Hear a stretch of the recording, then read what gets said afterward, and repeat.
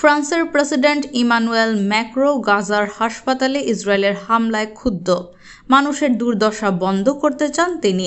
ইসরায়েলের প্রধানমন্ত্রী Benjamin নেতানিয়াহুকে macro বলেছেন, গাজায় মানুষের দুর্দশা যেন অবিলম্বে বন্ধ হয়। বান্ডেল থাকলে প্রতি সেনমানিতে টাকা বাঁচবে। বিকাশ সেনমানি বান্ডেল কিনে জিতুন প্রতি লেনদেনে। প্রেসিডেন্ট ম্যাক্রো ইসরায়েলের প্রধানমন্ত্রীকে জানিয়েছেন, একমাত্র যুদ্ধবিরতি হলেই বাকি পণবন্দীরা মুক্তি পাবেন। মঙ্গলবার নেতানিয়াহুর সঙ্গে ফোনে কথা বলেন ম্যাক্রো। তারপর সামাজিক মাধ্যম এক্স-এ ম্যাক্রো লিখেছেন, গাজার বেসামরিক মানুষের দুর্দশা বন্ধ হওয়া দরকার। মানবিক ত্রাণ সাহায্য গাজায় পৌঁছানোর ক্ষেত্রে কোনো বাধা দেওয়া উচিত নয়। এদিকে জাতিসংঘ জানিয়েছে, কয়েক সপ্তাহ ধরে গাজায় কোনো ত্রাণ সাহায্য যায়নি, ফলে পরিস্থিতি আরও ব্যাপক খারাপ হয়েছে।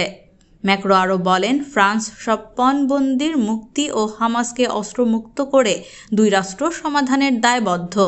কিন্তু তিনি মনে করেন, যুদ্ধবিরতি হলেই বাকি পণবন্দীদের মুক্তি সম্ভব। হামাসকে সন্ত্রাসবাদী সংগঠন বলে ঘোষণা করেছে আমেরিকা, জার্মানি সহ বেশ কিছু দেশ। এদিকে হামাস জানিয়েছে, মঙ্গলবার ইসরায়েল ৪৫ দিনের যুদ্ধবিরতির প্রস্তাব দিয়েছে।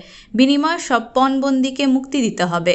ইসরায়েলের দাবি, হামাসকে অস্ত্র পরিত্যাগ করতে হবে, যা মানতে তারা রাজি নয়।